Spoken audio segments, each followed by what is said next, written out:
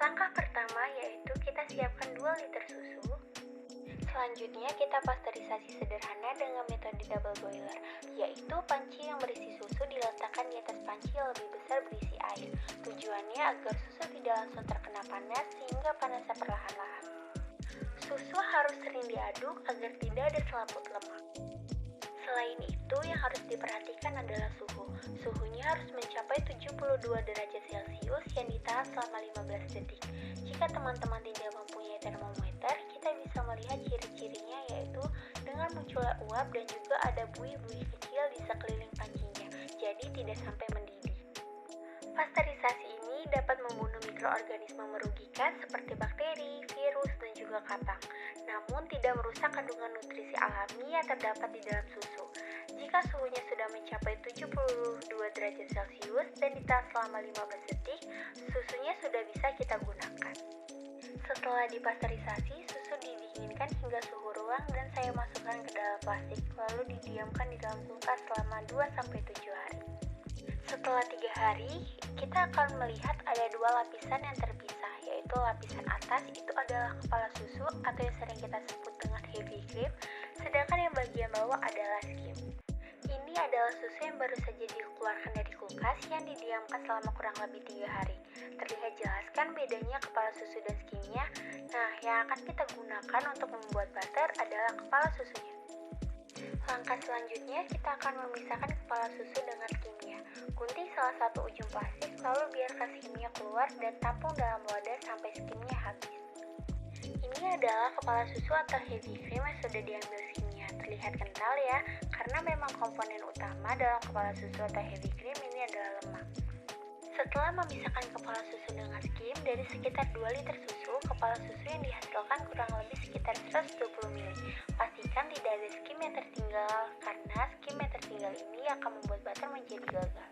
Sebelum tahap pengocokan, supaya tetap dingin, kita siapkan es batu di dalam baskom yang lebih besar. Kemudian, baskom yang berisi kepala susu kita simpan di atasnya. Lalu perlahan kita mixer. Karena komponennya lemak, maka apabila dikocok akan ada udara yang masuk dan udara itu menjadi gelembung-gelembung kecil yang terperangkap di antara lemak. Ketika heavy cream terus dikocok selama kurang lebih 5 menit, konsistensinya akan semakin kental, mengembang, dan bervolume. Pada tahap ini sudah menjadi whipped cream. Jika kita ingin membuat whipped cream homemade, hentikan pengocokan sampai sini saja. Lalu kita bisa menambahkan gula halus dan flavor, misalnya flavor vanilla. Tetapi karena kita akan membuat butter, maka akan dilanjutkan proses pengocokannya. Ketika whipped cream tadi terus kita mixer, lama-lama membrane pelindung lemak akan rusak dan terpisah dengan bagian susu, sehingga whipped cream yang tadinya bervolume akan ambles, bergranula, dan kasar. Apabila mixer masih terus dilanjutkan, maka lemak akan semakin banyak keluar dan mulai menyatu. Jika sudah mencapai tahap ini, kita sudah bisa menghentikan proses pengocokan. Bagian yang padat dan berwarna kuning adalah butter, sedangkan cairan yang tersisi adalah buttermilk. Tahap selanjutnya, kita akan memisahkan butter dengan buttermilk menggunakan saringan. Lalu, tekan-tekan butter untuk mengeluarkan buttermilknya. Karena ingin membuat salad butter, maka akan ditambahkan garam non-iodium sesuai selera, dan juga penambahan lada untuk menambah cita rasa. Kemudian, uleni garam dan lada hingga tercampur rata. Siapkan air es, lalu kita cuci butter yang sudah jadi ke dalam air untuk memperlambat proses ketengikan. Proses ini harus dilakukan dengan cepat sebelum butter menjadi lembek. Dalam proses pembuatan butter ini, kita bisa mendapatkan 4 produk dari 2 liter susu sapi segar yang tadi diolah, yaitu dapat menghasilkan kurang lebih 1,7 liter skim, 120 ml heavy cream, 60 gram butter, dan 10 ml buttermilk. Dan ini merupakan produk butter yang telah jadi.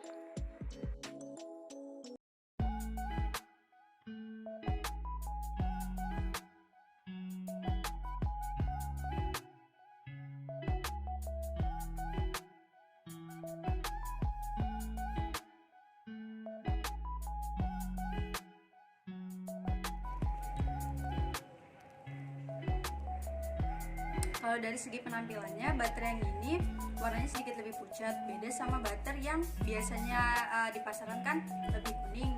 Terus juga dari segi aromanya yang paling kecium sih dari ladanya, terus juga susunya juga kecium. Kalau dari segi rasa yang aku cicipin itu asin, itu yang pertama. Terus juga ladanya juga kerasa. Jadi ini ada butter dari lada. Kalau dilihat dari warnanya, oh ini beda dari mentega pada umumnya. Oh, agak lebih soft gitu kan. Kalau mentega pada umumnya kan kuningnya terang gitu. Kalau ini agak soft. Terus aroma ladanya juga kecium. Kita cobain aja.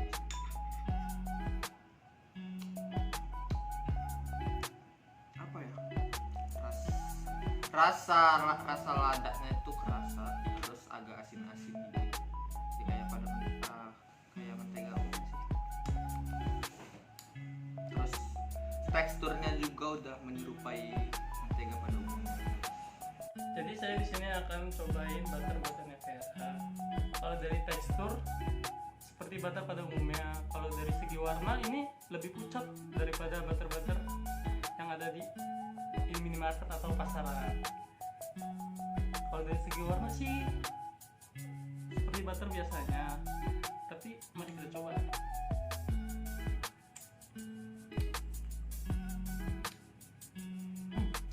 Rasanya ini dominan ke asin ya daripada butter biasa, sama ladanya itu rasa gitu. Yang pertama ya, kalau yang saya lihat teksturnya itu sebenarnya dia ini kayak apa sih, kayak lembek gitu, mungkin karena apa ya, belum ditaruh di kulkas kalinya. Kalau dari warnanya itu dia menurut saya warnanya kuning ke pucat-pucatan ya. Terus itu kalau kayak dari aromanya itu dia kayak susu, rasa aroma susunya ada, terus ladanya ada, terus itu kayak ada aroma asin ya. Terus itu iya, kalau rasa itu kita coba ya, apa ya?